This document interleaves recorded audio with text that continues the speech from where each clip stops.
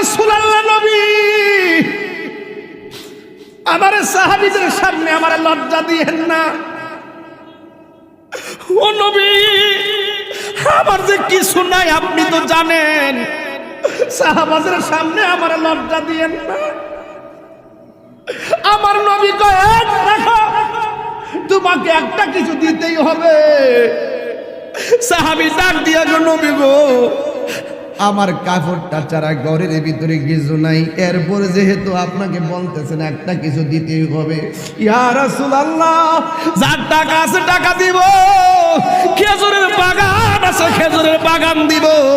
ইয়া রাসূলুল্লাহ আমার টাকা নাই, আমার পয়সা নাই, আমার খেজুরের বাগান নাই, কিন্তু আমার জীবনটা যুদ্ধের ময়দানে আপনার সামনে কুরবান দিয়ে দিব।